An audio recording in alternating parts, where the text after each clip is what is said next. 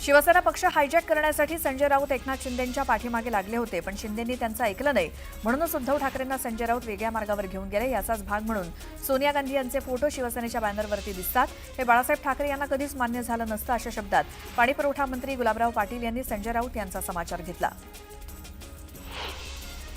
आता मला भाजपमध्ये यायची अजिबात इच्छा नाही. आधी यायची इच्छा होती, मात्र बॉम्बस्फोटातील दाऊद इब्राहिमच्या सोबतच्या सलीम कुत्तासोबत नाचणाऱ्यांना भाजपनं घेतल्यामुळे तिथेही आता गुंडाराज सुरू होईल. त्यामुळे भाजपची आत्ताची जी प्रतिमा झाली आहे त्यानंतर भाजपात जायची इच्छा नाही, असं वक्तव्य एकनाथ खडसेंनी केलं. दावोस परिषदेतनं महाराष्ट्रात एकूण 15.72 कोटी रुपयांची परदेशी गुंतवणूक आली. या कालावधीत 80% अधिक प्रकल्प प्रत्यक्षात उतरलेत. दावोसमध्ये करण्यात आलेल्या 46 सामंजस्य करारांपैकी 20 उद्योगांना जागा देण्यात आली आहे. त्यातून महाराष्ट्रामध्ये वर्षभरात 1 लाखांहून अधिक रोजगार निर्मिती मिळाली, असा दावा उद्योगमंत्री उदय सामंत यांनी केला आहे. आगामी स्थानिक स्वराज्य संस्थांच्या निवडणुकांसाठी सोलापूर जिल्ह्यामध्ये पक्षवाढीसाठी शिवसेना कामाला लागली आहे. शिवसेनेचे संपर्क प्रमुख शिवाजी सावंत यांनी पदाधिकाऱ्यांची बैठक घेऊन स्थानिक स्वराज्य संस्थेसाठी पक्षाची ताकद वाढवण्याच्या सूचना पदाधिकाऱ्यांना दिल्या आहेत.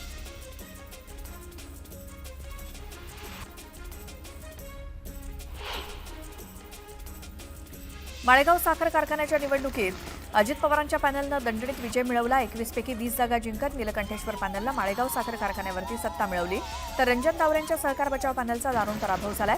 या निवडणुकीमध्ये शरद पवार यांच्या बळीराजा सहकार बचाव पॅनलच्या सर्व 21 उमेदवारांचा पराभव झाला. माळेगाव निवडणुकीत लक्ष्मीदर्शन आणि गैरप्रकार करून निवडून आलेत. पराभवानंतर तावरेंनी अजित पवारांवरती गंभीर आरोप केला. मुंबई ठाण्यासह कोकण, पुणे, संपूर्ण विदर्भ आणि मराठवाड्यात पुढील 5 दिवस मुसळधार पाऊस पडेल, असा अंदाज भारतीय हवामानशास्त्र विभागानं वर्तवलाय. मागील 2 दिवसांपासून किनारपट्टी भागात पावसाला पोषक वातावरण तयार झाले, त्यामुळे राज्याच्या बहुतांश भागात पावसाचा जोर वाढणार असल्याचं हवामान खात्यानं म्हटलंय. यंदा पहिल्याच पावसानं नाशिककरांवरती आभाळमाया दाखवली असून मागील वर्षी याच दरम्यान 399 वरती गेलेली टँकरची संख्या यंदा अवघी 34 वरती आली असून गेल्या 8 दिवसात कोसळलेल्या पावसामुळे 6 तालुके आणि 454 गावं टँकरमुक्त झाली आहेत. नांदेड जिल्ह्याला मुसळधार पावसानं झोडपलं. जोरदार पावसामुळे रस्ते जलमय झालेत. शहरातील वीज पुरवठा खंडित करण्यात आला होता. अनेक दिवसांच्या विश्रांतीनंतर गोंदिया जिल्ह्यात पावसाला सुरुवात झाली, त्यामुळे नागरिकांचा शेतकऱ्यांना मोठा दिलासा मिळाला आहे. छत्रपती संभाजीनगरात मुसळधार पावसानं हजेरी लावली. जिल्ह्यात सर्वदूर संततधार पाऊस कोसळत असल्यामुळे पिकांना जीवदान मिळालंय. पावसाच्या आगमनामुळे शेतकऱ्यांमध्ये आनंदाचं वातावरण आहे. कर्नाटकच्या अलमट्टी आणि हिप्परगा धरणावर आता सांगलीच्या पाटबंधारे विभागाचे थेट वॉच असणार आहे. या धरणातील पाणीसाठा आणि विसर्ग याची वस्तुस्थिती माहिती मिळवण्यासाठी पाटबंधारे विभाग लक्ष ठेवणार आहे. यासाठी दोन्ही धरणावरती अधिकाऱ्यांची नियुक्ती करण्यात येणार आहे. खडकवासला धरणाच्या सांडव्यावरून मुठा नदी पात्रामध्ये सुरू असलेला 676 क्युसेकवरनं विसर्ग वाढून तो 1730 क्युसेक करण्यात आलाय. पावसाच्या प्रमाणानुसार आणि आवश्यकतेनुसार या विसर्गात पुन्हा बदल होऊ शकतो, अशी माहिती मुठा कालवे पाटबंधारे उपविभागाचे अभियंते यांनी दिली. आगामी पंढरपूर आषाढी वारीसाठी पंढरपूर इथे पूर पाणी पातळी धोकादायक स्थितीत जाऊ नये, यासाठी उजनी धरणाची पाणी पातळी 70% स्थिर ठेवण्यात आली आहे. पाणीसाठा 20 टीएमसीपर्यंत रिकामा ठेवणार आहे, जेणेकरून पूरस्थिती टाळण्यास मदत होईल, अशी माहिती धरण व्यवस्थापकांनी दिली. कोल्हापुरात मुसळधार पावसानं हजेरी लावल्यामुळे गगनबावडा, राधानगरी, भुदरगड, आजरा तालुक्यात अतिवृष्टी झाली. धरणातील विसर्ग वाढवल्यामुळे नद्यांच्या पाणी पातळीत वाढ झाली आहे. पंचगंगा नदी पहिल्यांदाच पात्राबाहेर पडून 32 फुटांपर्यंत गेली आहे. मुंबईला पाणीपुरवठा करणाऱ्या तलावांच्या पाणलोट क्षेत्रात जोरदार पाऊस पडल्यामुळे पाणी पातळी वाढली होती, मात्र पावसाचं प्रमाण घटताच जलसाठ्यात देखील घट होऊ लागली आहे. त्यामुळे पालिकेकडून चिंता व्यक्त केली जाते. ठाणे पालिका क्षेत्रात मागील 5 दिवसांपासून पाणी टंचाईच्या समस्या जाणवत आहेत. ऐन पावसाळ्यात निर्माण झालेल्या पाणी टंचाईमुळे नागरिकांना टँकरनं पाणी पुरवठा करण्याची वेळ आली आहे.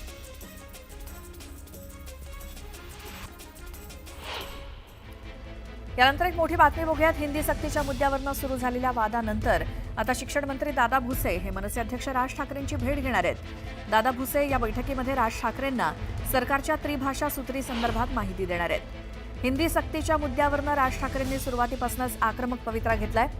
सरकार हिंदी भाषा लादण्याचा प्रयत्न करतंय, त्यामुळे सरकारचा हा प्रयत्न हाणून पाडला पाहिजे, असा इशारा राज ठाकरेंनी सरकारला दिला होता.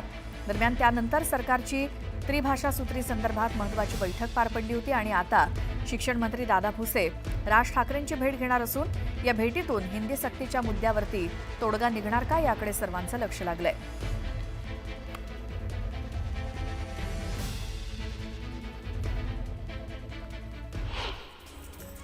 मुंबई नागपूर समृद्धी महामार्गावरील छोट्या खड्ड्यांच्या दुरुस्तीसाठी 24 तास विशेष दुरुस्ती पथक तैनात केलंय. हे पथक रस्त्याच्या दुरुस्तीचं काम तातडीनं करतंय असं महाराष्ट्र राज्य रस्ते विकास महामंडळाचे व्यवस्थापकीय संचालक अनिल कुमार गायकवाड यांनी म्हटलं. नागपूर ते गोवा शक्तीपीठ महामार्गाच्या भूसंपादनासाठी 92 गावांची संयुक्त मोजणी पूर्ण झाली आहे. येत्या 1.5 ते 2 महिन्यात उर्वरित गावांची मोजणी करून भूसंपादनाचं काम सुरू केलं जाणार आहे. त्या दृष्टीनं महाराष्ट्र राज्य रस्ते विकास महामंडळानं पावलं उचलायला सुरुवात केली आहे. एसटी महामंडळाच्या 2000 बसेस आता भंगारात काढण्यात येणार आहेत. धातू भंगार व्यापार महामंडळाच्या माध्यमातून या बसचा लिलाव करण्यात येणार आहे. राज्यभरातील 32 आगारांमध्ये सध्या या बसेस उभ्या असून त्या मुंबईमध्ये उच्च बोलीदाराला विकण्यात येणार असल्याचं अधिकाऱ्यांनी सांगितलं. घरगुती, औद्योगिक आणि व्यावसायिक अशा सर्वच ग्राहकांच्या वीज दरात आगामी 5 वर्षात कपात करण्याचे आदेश देत महाराष्ट्र विद्युत नियामक आयोगानं वीज ग्राहकांना दिलासा दिलाय. या निकालानुसार राज्यामध्ये पहिल्या वर्षी 10% तर पुढे टप्प्याटप्प्यानं 5 वर्षात 26% वीज दर कमी होणार आहेत. मुख्यमंत्री देवेंद्र फडणवीस यांनी वीज ग्राहकांसाठी एक आनंदाची बातमी दिली आहे. सोशल मीडिया प्लॅटफॉर्मवरती म्हणजेच एक्सवरती केलेल्या एका पोस्टमध्ये मुख्यमंत्र्यांनी पहिल्या वर्षी 10% आणि टप्प्याटप्प्यानं कपात करत 5 वर्षात 26% वीज दर कमी होणार असल्याची माहिती दिली. मालवाहतूकदार आणि प्रवासी वाहनधारकांच्या प्रलंबित मागण्या मान्य न झाल्यास राज्यातील वाहतूकदार बचाव कृती समितीनं 1 जुलैपासून संपाचा इशारा दिलाय. या संपामुळे राज्यातील शालेय बसेस, कर्मचारी वाहतूक, अत्यावश्यक वाहतूक सेवा आणि राज्यांतर्गत खासगी वाहतूक सेवा विस्कळीत होण्याची शक्यता आहे. गणेशोत्सवासाठी कोकणात जाणाऱ्या चाकरमान्यांची ट्रेनच्या बुकिंगमध्ये निराशा झाली आहे. सोमवारपासून आरक्षणाची सुरुवात झाली, मात्र मागील 3 दिवसात नियमित रेल्वे गाड्यांचं बुकिंग अवघ्या 1 मिनिटात फुल झालं. त्यामुळे हजारो चाकरमान्यांना आता गणपती स्पेशल जादा रेल्वे गाड्यांची प्रतीक्षा करावी लागणार आहे. संस्कृत भाषेसाठी गेल्या 10 वर्षात केंद्र सरकारनं 2,532.59 कोटी रुपये दिले, मात्र मराठीला अभिजात दर्जा प्राप्त होऊन सुद्धा अद्याप एकही पैसा का दिलेला नाही अशी विचारणा मराठी भाषेसाठी काम करणाऱ्या संस्थांनी सरकारला पत्र पाठवून केली आहे. भारतीय रिझर्व्ह बँकेनं कामकाजाची वेळ 2 तासांनी वाढवली आहे. म्हणजेच आता आरबीआयचं कामकाज संध्याकाळी 7 वाजेपर्यंत चालणार असून 1 जुलैपासून हा निर्णय लागू होणार आहे. आरबीआयच्या आर्थिक व्यवहारांचा आणि कामकाजाचा आढावा घेतल्यानंतर हा निर्णय घेण्यात आला आहे. पुण्यामध्ये सायबर गुन्ह्यांच्या संख्येत झपाट्यानं वाढ होत असताना नागरिकांच्या तक्रारींवरती वेळेवर कारवाई होण्यासाठी पुणे पोलिसांकडून शहरात 5 नवीन सायबर पोलीस ठाण्यांची निर्मिती करण्याचा प्रस्ताव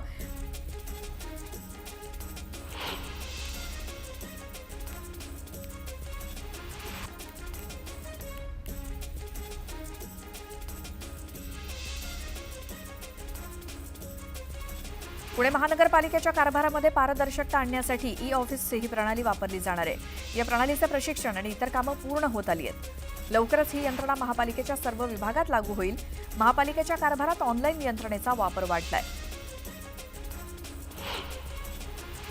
एकलकोंडेपणा, मोबाईल, टीव्हीसारख्या माध्यमांवरती तासनतास वेळ घालवणं, शारीरिक हालचालींचा अभाव यामुळे सध्या ज्येष्ठांमध्ये मोठ्या प्रमाणात डिमेन्शिया आजाराचा धोका वाढतोय. पूर्वी 60 ते 65 वर्षांपुढील ज्येष्ठ नागरिकांमध्ये हा आजार दिसून येत होता, मात्र अलीकडे 50 वर्षांच्या ज्येष्ठांमध्येही हा आजार उद्भवत असल्याचं दिसतंय.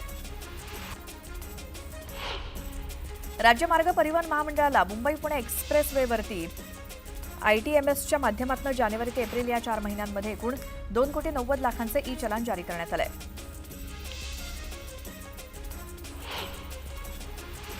सोळा अब्ज ऑनलाईन पासवर्डसह आयडेंटिटी डेटा चोरी झाल्याच्या पार्श्वभूमीवर सरकारच्या CERT-INनं नागरिकांसाठी एक ॲडव्हायझरी जारी केली असून सर्व ऑनलाईन पासवर्ड बदलण्याचा सल्ला दिलाय. या डेटाचा वापर करून सायबर गुन्हे आणि फसवणुकीचे प्रकार होण्याचा धोका असल्याचा इशारा या क्षेत्रातील तज्ज्ञांनी दिलाय. मुंबई महापालिकेला लोकसेवा आयोगाकडून आणखी 7 सहाय्यक आयुक्त मिळणार आहेत. महाराष्ट्र लोकसेवा आयोगाकडून यादी जाहीर करण्यात आली आहे. पुणे मेट्रोच्या 2ऱ्या टप्प्याला केंद्रीय मंत्रिमंडळानं मंजुरी दिली. वनाज ते चांदणी चौक आणि रामवाडी ते वाघोली विठ्ठलवाडी या दोन्ही मार्गांसाठी 3,600 कोटी रुपयांचा खर्च अपेक्षित आहे. उन्हाळी हंगामानिमित्तानं रेल्वे गाड्यांचा कालावधी 3 महिन्यांनी वाढवण्यात आलाय. सोलापूर, बडनेरा, नाशिक, हरंगुल, पुणे, कलबुर्गी या 6 विशेष गाड्या नियोजित मार्गावरून धावणार असल्यामुळे या मार्गावरील रेल्वे प्रवाशांना दिलासा मिळणार आहे. मध्य रेल्वेवरील लोकलच्या प्रथम श्रेणी डब्यामध्ये विनातिकीट प्रवासी वाढल्यामुळे त्या डब्यातील तिकीटधारक प्रवाशांची गैरसोय होते. त्यामुळे धडक मोहीम राबवत मध्य रेल्वेनं विनातिकीट प्रवाशांवरती कारवाई करत त्यांच्याकडनं 3,18,000चा दंड वसूल केलाय. जवळपास 984 विनातिकीट प्रवाशांवरती कारवाई करण्यात आली आहे. रिझर्व्ह बँकेनं व्याजदरात कपात केल्यामुळे देशातील महानगरांमध्ये परवडणाऱ्या घरांची उपलब्धता वाढली आहे. देशात यंदा पहिल्या सहामाहीत सर्वाधिक परवडणारी घरं गुजरातमधील अहमदाबाद शहरामध्ये आहेत. त्याखालोखाल पुण्याचा दुसरा क्रमांक असून मुंबईतली घरं सर्वाधिक महाग असल्यामुळे या शहराचा शेवटचा क्रमांक आहे. महसूल वाढीसाठी मुंबई महानगरपालिकेच्या मालकीच्या जागेचा लिलाव करण्याबाबतची निविदा प्रक्रिया पूर्ण झाली असून दोन्ही जागांच्या विक्रीतून पालिकेला 1,152 कोटी रुपये मिळणार आहेत. वरळी अस्फाल्ट प्लांटची जागा 783 कोटी रुपयांना तर क्रॉफर्ड मार्केटची जागा 369 कोटी रुपयांना देण्यात आली आहे. राज्याच्या ग्रामीण आणि शहरी भागातील कुपोषण मुक्तीसाठी सरकार करत असलेल्या प्रयत्नांना यश आलंय. यात अतितीव्र कुपोषित बालकांचं प्रमाण 1.93 वरनं 0.61% वरती आलंय. पुण्यामध्ये हवाई दलाच्या हद्दीतील बेकायदा 24 इमारतींवरती कारवाई करून महापालिकेनं सुमारे 48,000 चौरस मीटर क्षेत्र रिकामं केलंय. 900 मीटरच्या बॉम्बे डंप भागामध्ये उभारण्यात आलेल्या इमारतींवरती ही कारवाई करण्यात आली आहे.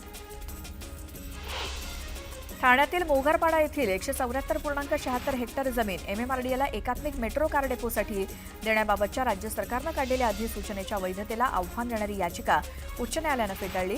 ही जमीन राज्य सरकारची आहे आणि कायद्यानुसार वापरण्याचा अधिकार सरकारलाच आहे असं न्यायालयानं नमूद केलं. राज्यामध्ये कोविडमधून लोक बरे होत आहेत. 16 जून रोजी राज्यात सक्रिय रुग्णांची संख्या 512 वरती पोहोचली होती. त्यात आता घट होऊन सक्रिय रुग्णांची संख्या 256 वर गेली आहे.